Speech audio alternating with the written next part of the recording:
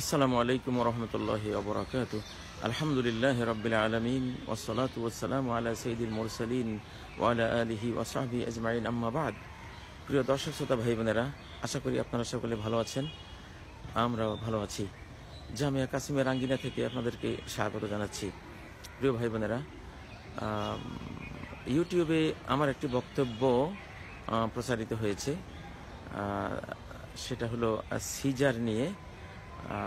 প্রসূতি মায়েদের সন্তান জন্মের ক্ষেত্রে সিজারকে নিরুৎসাহিত করার জন্য একটা বক্তব্য দিয়েছিলাম কোনো এক মাহফিলে, একটা ঘরোয়া পরিবেশে।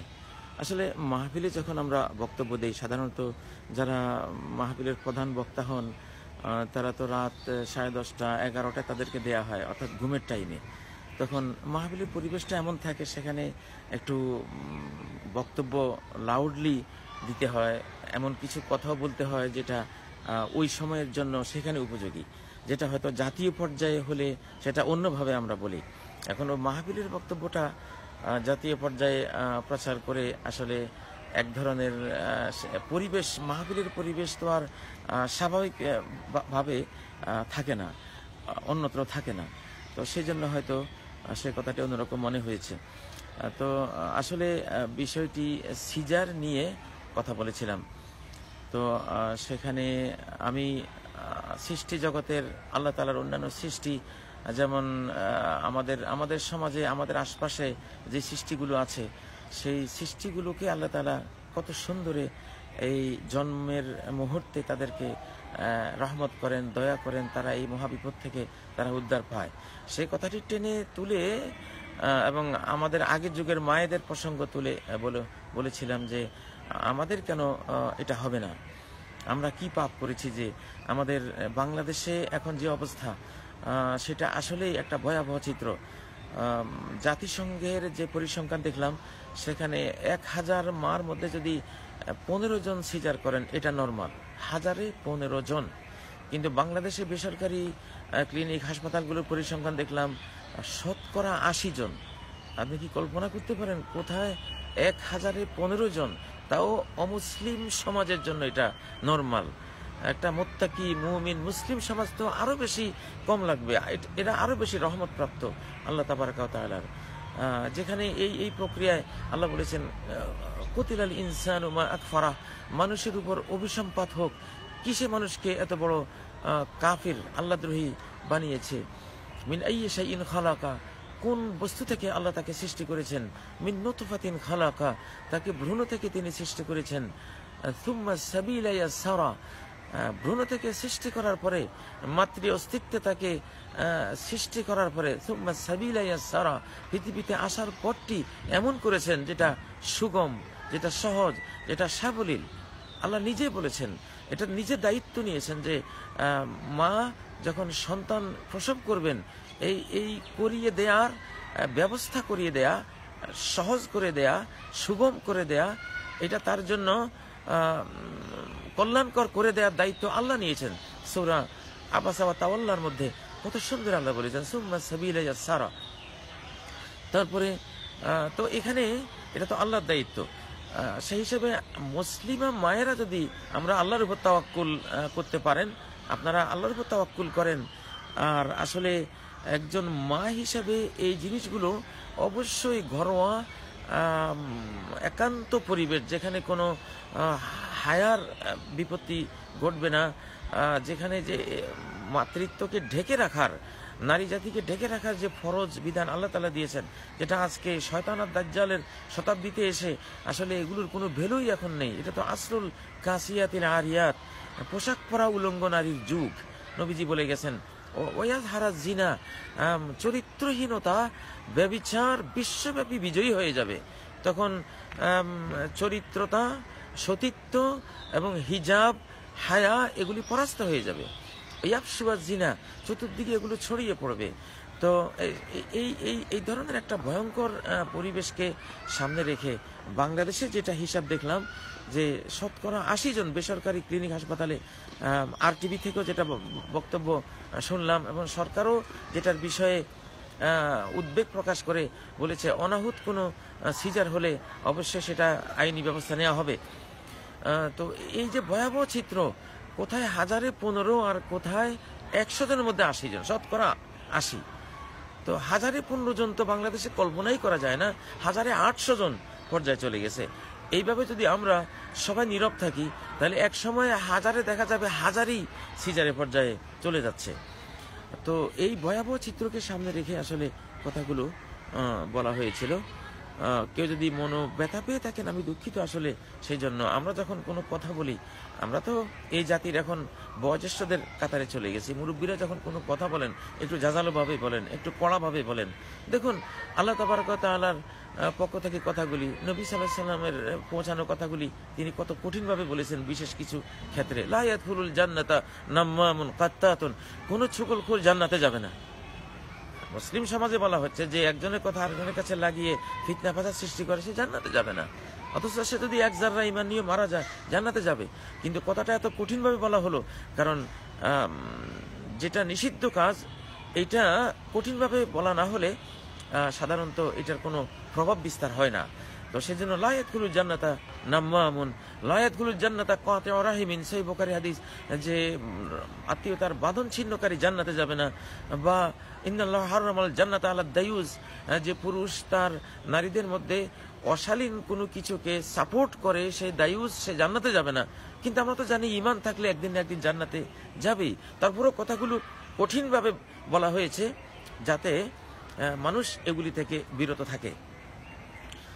তো সেই সেন্স থেকে আসলে ওই কথাগুলি বলা হয়েছিল একটু কঠোরভাবে, যাতে করে মানুষ এখান থেকে বিরত থাকে। আজকে আমরা জানি যে শতকরা 80 জনের যে হিসাবটা আমরা পেয়েছি, এটা অত্যন্ত উদ্বেগজনক। 1015 জন হলে, আমার বক্তব্য ছিল হাজারে লাখে 2-4 জন হতে পারে, সেটা অন্য জিনিস। ফামানি তোর রগায়রা বাগি ওয়ালা আদিন ফালা ইসমাইলাইহে, যে গুনাহ করতে চায় না, পাপের পথে যেতে চায় না, সে যদি নিরুপায় হয়, অসহায় হয়, তার কোনো পাপ নাই, তার স্বাভাবিক কথা। বিশ্বব্যাপী ডাক্তারি চলবে, প্রয়োজন হলে সিজার ইত্যাদি অপারেশন এগুলো চলবে, কিন্তু সেটা পরিসংখ্যান কি হওয়া উচিত? জাতিসংঘের হিসেবে যদি অমুসলিম সমাজের জন্য 1015 হয়, মুসলিম সমাজ আমি বলবো 1000-এ 1 জন হওয়া উচিত, আরো কম উচিত। কারণ আমরা তো ইমানদার সমাজ, আল্লাহ সরাসরি আমাদেরকে হেল্প করবেন। কিন্তু সেটা যে আশঙ্কাজনক হারে বেড়ে চলেছে, সেটা আমরা আসলে নীরব থাকতে পারি না। যাই হোক, হয়তো এখান থেকে নিষেধাজ্ঞার ভাষাটা হয়তো কারো কাছে খারাপ লাগতে পারে। সেই জন্য আসলে আমি এটা যদি কারো মনে কষ্ট পেয়ে থাকেন, তাহলে আমি সেটা বলবো যে আল্লাহর ওয়াস্তে সেটা আপনারা ক্ষমা করবেন। এবং মানুষ মাত্রই মানুষের কথার মধ্যে কিছু হেরফের হয়েই থাকে, হতেই পারে। আমরা তো মানুষ, মুরাক্কাবু মিনাল খাতাই ওয়ান নিসিয়ান, ভুল ত্রুটি দ্বারাই মানুষ পৃথিবীতে সৃষ্টি হয়েছে। আউয়ালুন নাসি, প্রথম মানুষই তো প্রথম ভুল করেছেন, আদম আর হাওয়া। তো ভুলতে হবেই। আসলে যে ভুল করে না সে কোনো মানুষ না। যেখানে একটা হাদিস রয়েছে, লাউলাম তুজনিবু লাযাহাবাল্লাহু বিকুম, তোমরা যদি কোনো ভুল না করতে, গুনাহ না করতে, তাহলে আল্লাহ তোমাদের সবাইকে মেরে ফেলতেন। ওয়ালা জাআ বিকওমিন ইউজনিবুন, আর এমন এক জাতি সৃষ্টি করতেন যারা গুনাহ করতো, ভুল করতো। ফায়াস্তাগফিরুনাল্লাহ, এবং আল্লাহর কাছে ক্ষমা চাইতো। ফায়াগফিরুল্লাহু লাহুম, আল্লাহ তাদেরকে ক্ষমা করতেন। তো এটা তো বাস্তব কথাই। মওকুফ জুরমে হি পর করম কা জুহুর থা, বন্দে আগার কসুর না করতে কসুর থা। মানুষের কোনো অপরাধের উপরেই তো আল্লাহর করুণা, দয়া, স্নেহ, মমতা নির্ভর করে। বান্দা যদি ত্রুটি না করতো, এটাও একটা ত্রুটি হতো। ত্রুটি না করাও একটা ত্রুটি, এটা করবেই মানুষ। তো সেটা আবার ক্ষমা সুন্দর দৃষ্টিতে দেখতে হবে। আবার নবীজি বলেছেন, আকিলু জাবিল হায়াতে আসারাতিহিম, যে যাদের সমাজে একটা অবস্থান আছে, যাদের একটা বয়স আছে, প্রবীণতা আছে, এই জাতীয় যাদের একটা অবস্থান তৈরি হওয়া আছে, এরা যদি কোনো পদস্খলন হয়, ভুল করে, সেটাকে তোমরা ডিলিট করে দিও, সেটাকে নিয়ে সমালোচনা করো না। আকিলু জাবিল হায়াতে আসারাতিহিম, ইসলাম কত সুন্দর জিনিস। আচ্ছা, তারপরে আমি বর্তমান বিশ্বের যে সায়েন্টিফিক গবেষণাগুলো, এগুলো সবসময় আমার নজরে থাকে। যে সায়েন্টিফিক গবেষণায় দেখলাম যে স্বাভাবিক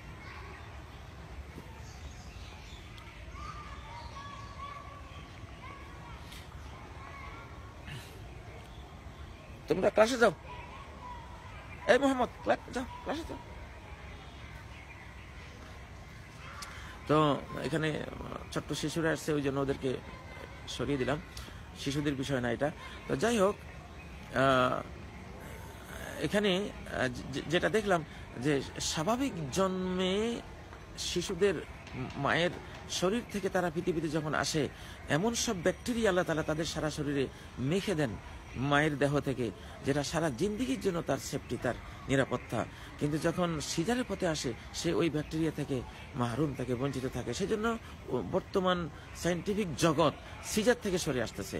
আমেরিকা, ইউরোপ, অস্ট্রেলিয়া এসব অঞ্চলে এখন এটা নাই বললেই চলে, এটাকে তারা না করে দিচ্ছেন এবং সর্বশক্তি প্রয়োগ করে স্বাভাবিক ডেলিভারির দিকে তারা যাচ্ছেন। এবং মার্কিন মায়েরা তো বলছেন, আমরা ব্যথা সহই সন্তান পৃথিবীতে আনতে চাই। আসলে ব্যথাহীন শিশুর কোনো মর্ম মায়ের মনে থাকে না। হ্যাঁ, এটা একটা বিরাট সায়েন্স, বিরাট বিজ্ঞান।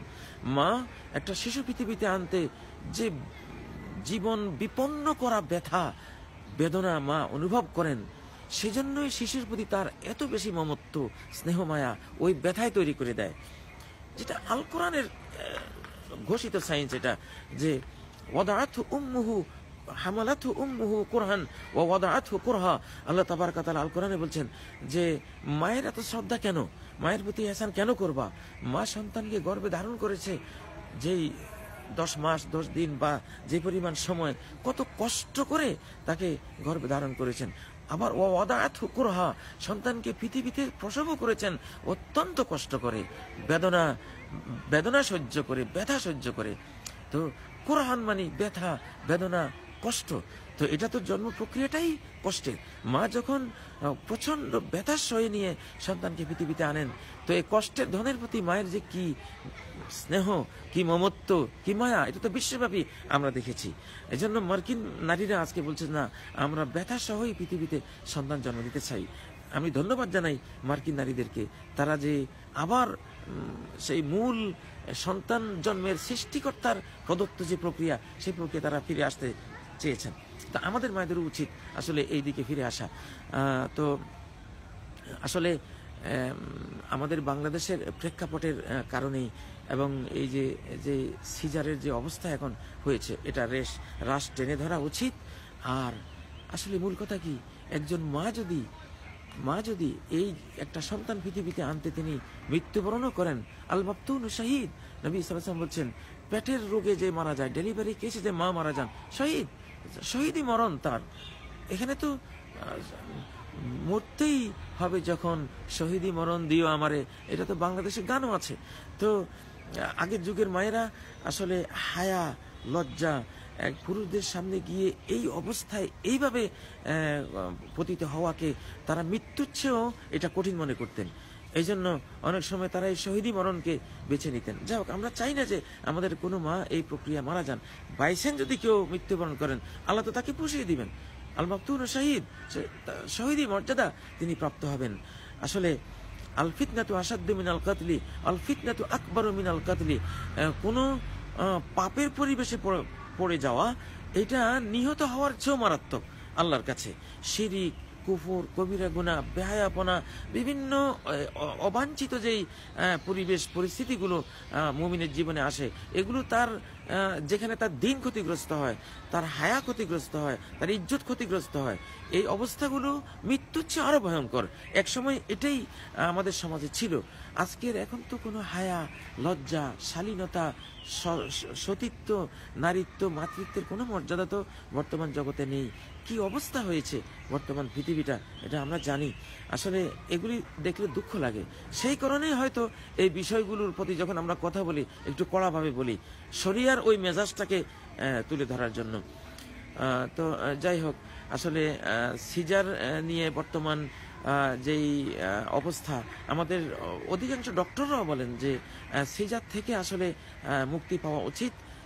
সিজার হলো একদম নিরুপায়ের শেষ উপায়, মৃত্যুমুখে পতিত হলে তারপরে গিয়া এটা হওয়া উচিত। উন্নত বিশ্বে এটাই করা হয়, আমাদের দেশে এটাই করা উচিত। এটা রাশ টেনে ধরা উচিত। মায়েদেরও জানা উচিত যে কিছু ব্যথা সইলেই সন্তানের প্রতি আমার এই ব্যথা থেকেই সন্তানের প্রতি একটা ব্যথা, সন্তানের প্রতি একটা মমত্ববোধ, একটা স্নেহ, একটা মায়া তৈরি হবে, যেটা ব্যথাহীনভাবে হলে এটা হয় না।